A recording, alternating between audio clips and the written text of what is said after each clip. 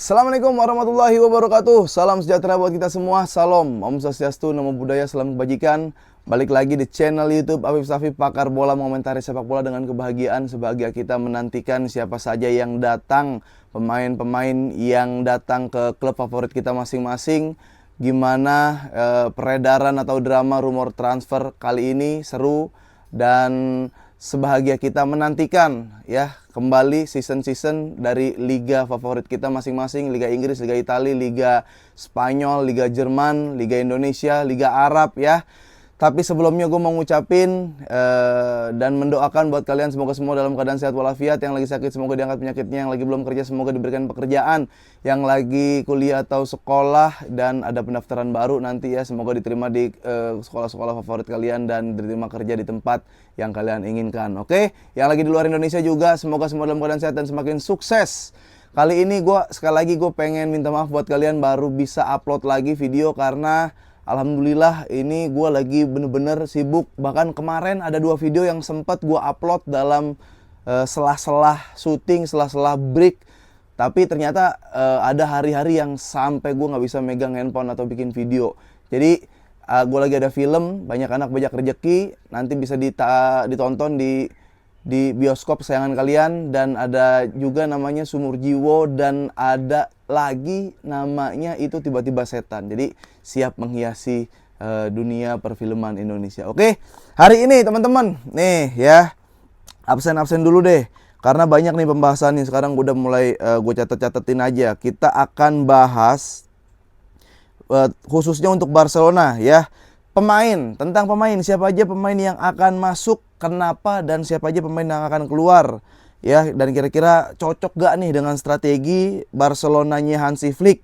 Lalu juga apakah Lamine Yamal akan menggunakan nomor punggung 10, yang mana nomor punggung 10 ini adalah nomor yang keramat di Barcelona kecuali dipakai pas Ansu Fati. Iya, gitu dia. Lalu ya kira-kira kapan stadion Camp Nou Spotify akan selesai, nanti gua akan bahas juga karena di Johan Gampar sepertinya Camp Nou belum siap, tapi nanti di awal-awal laga, di awal-awal season itu harusnya Camp Nou bisa beroperasi. Nah, dan gimana kira-kira nih ada kondisi finansial Barcelona ya, mengingat ada obligasi 424 juta euro. Itu nanti kita bahas lagi. Lalu kira-kira starting line up Barcelona yang paling ideal buat Barcelona di musim ini itu seperti apa? Mengingat kalau Barcelona udah bisa targetin La Liga, harusnya bisa menargetkan opsi-opsi, plan-plan untuk liga-liga yang sifatnya ini turnamen. Entah Liga Champions sih ya khususnya, bisa bersaing dan bisa melaju. Bahkan kira-kira bisa gak Barcelona juara? Itu aja yang akan gue bahas ya, absen-absen kalian. Dan gue juga minta pendapat kalian nanti. Nah, Barcelona sudah mendatangkan siapa saja? Barcelona yang pertama sudah mendatangkan kiper. Yang udah jelas ya, Joan Garcia 25 juta euro. Kiper ini asal Espanyol, jadi bangsa yang sama, Katalan. Yang gue salut adalah ketika dia pindah ke tim yang menurutnya rivalitas secara prestasi sih enggak ya. Cuman secara kependudukan, secara emosional itu ada. Ya, jadi gue salut sama Joan Garcia. Semoga bisa kuat tahanan, kuat gempuran, jangan sering-sering lihat komen kalau misalkan abis main dan kebobolan ya nanti. Lalu juga ada Ronny Badji. Ronny Badji ini ya ternyata winger muda ya dari Copenhagen dibacanya, gue nggak ngerti tuh, kayaknya Copenhagen ya. Ini udah hampir deal, udah final deal ya dengan Barcelona. Ya kita lihat seperti apa dia nanti. Gua nggak expect kalau dia bisa bersaing untuk skuad Barcelona di tim utama. Mungkin yang seperti gua katakan ya, kayak Michael Faye yang dibeli terus main ke Barcelona B, atau Araujo dulu ya dibeli dari Uruguay main ke Barcelona B, dilihat dulu Barcelona B, kalau oke diangkat lagi ke Barcelona utama. Itu dia. Lalu Barcelona masih tetap mengincar Nico Williams. Nah, gimana nih Nico Williams update-nya sejauh ini? Yang pertama, gue susun nih sejauh ini nih, karena dibilangnya final kontraknya itu adalah Jumat nanti. Ya, gua paparin dulu sampai sepengetahuan gua gue kasih ke kalian semua. Mungkin kalian juga ada yang lebih tahu dari gue. Barcelona memang menginginkan Nico Williams pertama, tapi Nico Williams dan Athletic Club ngerasa nanti dulu deh, Nico Williams bisa dijual lebih mahal. Nico Williams juga aset Athletic Club. Siapa tahu ada ajuan proposal lain dari klub lain sehingga Nico Williams harganya naik. Ya, jadi ditahan, nggak dihiraukan. Barcelona akhirnya nyari wing lain, opsi lain, yaitu ada Luis Diaz dan ada juga Rashford. Ya, Rooney tiba-tiba udah dapat, Luis Diaz, Rashford dah. Jadi secara sisi politis Nico Williams dan Athletic Club pasti diem. Kenapa? Biar harganya lebih mahal, biar ngerasa kayak ini eksklusif, talent gue eksklusif, barang gue eksklusif. Jadi gue nggak mau nunggu satu doang, gue mau ada drama dulu sehingga nih orang bisa kegoreng dan bisa up lagi harga, dan Athletic Club jadi untung. Seperti itu. Itu benar secara politis menurut gue.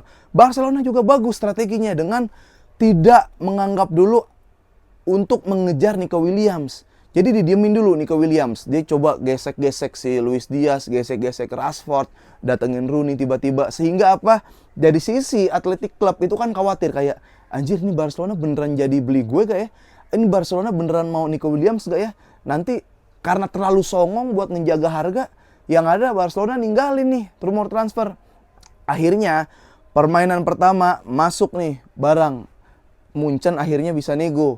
Munchen ngasih proposal dan Atletik secara politis dia mendapatkan keuntungan karena ada klub dan bukan klub yang kaleng-kaleng, klub besar juga sudah pasti menawar Nico Williams. Barangnya ini bisa diolah lagi jadinya. Ya ketika barangnya diolah, si Barcelona kayak ngerasa ya udahlah Luis Diaz kemahalan, nggak usah lah, kita masih punya si Rooney, kita masih bisa taruh pemain-pemain Barcelona di situ di sebelah kiri, ya Balde masih bisa kita percayakan untuk naik turun gitu. Jadi biasa aja, santai. Mulailah lagi main Nation League main, mulailah ketemu dengan Olmo, Nico Williams di Ibiza, mulailah joget-joget dia bareng si Lamine Yamal. Secara tidak langsung pemain ini akhirnya bertemu agen pemain dari Nico Williams ini bertemu dengan Deco secara diam-diam tanpa sepengetahuan Athletic Club. Makanya Athletic Club marah. Ya secara kontrak ya memang tidak melanggar bertemu gitu, cuma secara etika adab mungkin agak kayak lu ternyata nggak pamit sama gue, nggak izin mau ketemu, walaupun itu di peraturan sah-sah aja gitu, nggak ada yang melarang, cuma secara etika aja. Karena tertarik Nico Williams ke Barcelona, ketemulah Deco dengan agen bilang, Nico sebenarnya mau main di Barcelona, cuma Athletic Clubnya bla bla bla bla, seperti itu. Akhirnya setelah terjadi perundingan dan pertemuan, Athletic Club cemburu, ngerasa ada permainan politis lagi, makanya Athletic Club ngelaporin Barcelona tentang pendaftaran pemain.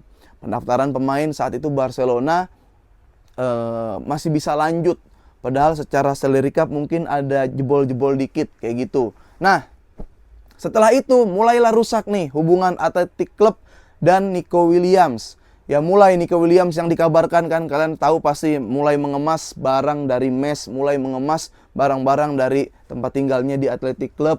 Gue nggak tahu itu benar apa enggak, tapi beritanya seperti itu. Bahkan sampai ada graffiti atau bentuk protes fans terhadap Nico Williams. Gue nggak ngerti lah bahasa Spanyol itu apa artinya. Tapi yang jelas mural dari Nico Williams itu sudah dicoret di Athletic Club. Ya, jadi ada Inaki, ada Nico, ada pemain-pemain lain. Tapi wajah mural dari Nico Williams itu dicoret, mengartikan bahwa hubungannya udah bener-bener semakin nggak baik-baik saja. Nah, masuk Barcelona di situ. Ya, apalagi dia temannya Lamine Yamal, apalagi dia di Spanyol, apalagi dia anak-anak bangsa. Gampang banget untuk mempengaruhi anak-anak bangsa Katalan, bangsa-bangsa yang ada di Spanyol itu udah auto biasanya kontra secara emosional dengan tim-tim kerajaan. Gampang banget cara masuknya, tim-tim yang dibiayai negara, dibiayai kerajaan itu gampang banget, kayak apa ya di sini ya. Gampang lah intinya. Secara politis masuknya tuh lebih gampang. Ya lu nggak sayang sama keluarga lu mungkin gitu, yang sumber daya alam kita banyak mau dikeruk sama orang-orang tidak bertanggung jawab gitu. Sumber daya banyak lah, secara ya lu ngerti lah itu. Masuklah Akhirnya Nico Williams. Dan dikabarkan tadi harganya 60 juta ya, 62 juta. Cuma, nah 62 juta. Gini, gue nggak tahu tiba-tiba Javier Tebas ada statement, apabila Nico Williams masuk Barcelona, Nico Williams tidak bisa didaftarkan. Nah, karena apa? Masih numpuk, pemain Barcelona masih gemuk. Ya, walaupun dia udah bisa menjual pemain, bahkan ada yang diputus kontrak, Lemong Lengle itu pemain nyebelin. Ya, dia nggak dibeli, dia kagak menghasilkan apapun, bawa kerugian buat Barcelona, jadi sejarah 8-2, main jelek di Barcelona. Pas keluar kagak ngasilin apapun, putus kontrak aja. Kali denda Barcelona tuh, kena penalti apa enggak tuh. Nah, sekarang kalau misalkan Barcelona mendapatkan Nico Williams, ada pemain yang harus dijual, ada pemain yang harus dibuang, biar salary cap-nya nggak jebol. Itu nanti kita bahas lagi. Intinya sejauh ini itu yang bisa gue sampaikan tentang Nico Williams. Karena Jumat baru bisa dikabarin beneran datang apa enggak. Nah, sementara nama-nama yang udah dijual sama Barcelona ya, ada yang dipinjamkan juga, itu ada Alex Faye yang kita tahu dia ke Como, ada Chadi Riyad, Darvik, Sergi Dominguez, dan Lenglet yang langsung diputus kontrak. Sementara pemain yang pergi dari Barcelona itu ada Ansu Fati. Ya, Ansu Fati di Monaco. Jadi dia nggak kuat. Gue selamat ya buat Ansu Fati, akhirnya bisa mendapatkan klub baru, nomor punggung 31 di Barcelona, kontribusinya terima kasih. Sudah bisa mungkin bawa prestasi dari juvenil ya, dari La Masia, Barcelona B, dan ketika main memang garisnya aja ya. Pemain bola tuh ada yang jago tapi kurang beruntung, itu ada. Gue ngerasa Ansu Fati itu. Pemain yang jago kurang beruntung, pemain yang hebat kurang beruntung. Kenapa? Karena cedera yang menimpanya, terpaksa dia harus menjalankan setiap laga demi laga dengan ya rasa sakit, walaupun udah sembuh tapi masih ada rasa trauma dan gak bisa balik lagi ke peak perform. Jadilah Ansu Fati. Ya biar bagaimanapun love hate relationship, kalau lu nonton video gue dari jauh-jauh hari, Ansu Fati ya sering banget gue roasting juga sih. Itu dia yang terjadi. Oke. Setelah itu, apalagi tadi? Ada Lamine Yamal. Oke, gue mau nanya sama kalian, kira-kira Lamine Yamal musim ini dapat nomor 10 apa enggak? Menggunakan nomor punggung 10 atau enggak? Silakan dijawab. Karena kode-kode dari Lamine Yamal, menurut gue, itu sudah menggiring banget. Menggiring perhatian kita ke kayaknya Lamine Yamal deh, nomor 10. Ya, dia upload tentang Maradona, dia upload story di mandiin Messi, dia upload tentang banyak ya, semua nomor 10 yang ada di Barcelona gitu, kayak Rivaldo, Riquelme, Ronaldinho, Messi gitu. Sebelumnya juga Maradona nomor 10 kayak dia upload juga di story dari si Lamine Yamal. Lalu Lamine Yamal pernah mengatakan, kalau sekarang saat itu ya, kayaknya 2 bulan 3 bulan lalu, gue ditanya gue mau nomor punggung 10 apa enggak, jujur gue tidak memikirkan hal itu, kata Lamine Yamal. Kenapa? Karena saya sangat menghormati apa yang sudah ada di Barcelona. Sekarang nomor 10 digunakan oleh Ansu Fati. Ansu Fati adalah teman baik saya. Selama ada Ansu Fati, selama ada nomor 10 yang masih digunakan dengan orang, saya bahkan tidak ingin mengomentari nomor 10. Nah, seperti itu. Lalu ketika Ansu Fati pindah ke Monaco, Yamal story ngasih ucapan selamat dan kasih lihat itu Ansu Fati. Gue nggak tahu secara tafsiran ya. Coba kalian bisa menafsirkan sendiri. Apakah kayak nih Ansu Fati teman gue udah dukung, gue udah support ketika bermain bersama, gue jadi teman. Tapi ketika dia pindah berarti sekarang udah nggak ada nomor 10. Nah, gue nggak tahu. Bang, lu setuju gak kalau Yamal nomor 10? Nomor 10 yang pantas di Barcelona. Di otak gue ada 2. Rafinha dan Yamal. Jadi di antara Rafinha dan Yamal ada yang menggunakan nomor 10, ya nggak apa-apa.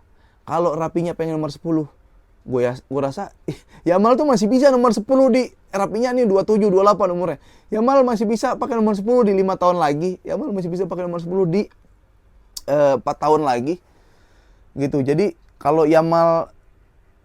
Rafinha 10, ya Yamal 27 atau 19, kayak gitu masih sama nggak apa-apa. Kalau Rafinha mau 11, ya udah Yamalnya ya berapa? 10 gitu. Karena dulu juga Rivaldo kan sempat 10, sempat 11 juga. Kayak gitu. Jadi gimana guys menurut kalian? Lamine Yamal pantas gak untuk menggunakan nomor punggung 10? Nah, setelah itu apa yang terjadi nih? Yang paling terdekat sebenarnya ya, Johan Gamper Cup ini sudah bisa dimulai. Tapi La Liga ini akan mulai pertandingan itu kayaknya pas tanggal 17 Agustus deh, match pertama nih. Coba kita lihat. Oke, benar. Jornada atau match day 1 di La Liga itu bertepatan dengan Hari Kemerdekaan Indonesia 17 Agustus 2025 yang mana Barcelona langsung berhadapan dengan Mallorca. Ini away ya. Ini away dan ada match-match yang paling penting di musim nanti saat itu nanti ya 26 Agustus, September, Oktober. 26 Oktober itu ada pertandingan Real Madrid berhadapan dengan Barcelona. El Clasico jilid pertama ada di 26 Oktober. Lalu juga di 10 bulan 5. Wah, 2026. Ini berarti ya bulan Januari, Februari, Maret, April, Mei. 10 Mei 2026 itu El Clasico jilid 2. Mei, Juni tanggal 1 itu ada Atletik lawan Barcelona. Lalu juga lanjut lagi April tanggal 5 itu ada Atletik Barcelona lagi. Wah, ini banyak nih Atletik. Itu kira-kira jadwal dari yang sudah tertera ya. Nah, sekarang kapan nih Camp Nou? Camp Nou kapan bisa dipakai? Nah, Camp Nou ini itu baru bisa dipakai kayaknya ya. Ini kabarnya itu ketika berhadapan dengan Valencia. Itu September. Jadi September udah bisa dipakai. Jadi sementara ketika Johan Gamper Cup itu masih menggunakan Olympic Montjuic Stadium. Tapi ketika udah masuk bulan September itu 50-60 ribuan bahkan agak lebih dikit Camp Nou Spotify udah bisa dipakai. Sementara jersey juga udah di launching ya dengan warna yang lebih apa ya gue nyebutnya, lebih tercampur. Jadi merah birunya itu lebih kayak kolaborasi gitu. Warnanya lebih, teksturnya itu serat-seratnya udah pasti ada. Jersey-nya bisa kalian lihat, warna sponsornya juga sangat terang. Tapi perpaduannya ini tuh kayak gini, ada dua cat ditumpuk, warna merah, warna biru diaduk, disiram ke Barcelona, kayak disiram ke jersey. Itu yang terjadi, bukan kayak gini nih. Jadi dia ada momen, ada tekstur yang nyampur, ada part yang kelihatan jelas merah birunya, tapi ada yang nyampur gitu aja. Jadi kalau mau beli, gue nggak tahu, kayaknya udah launching juga, udah ada di Barcelona Store.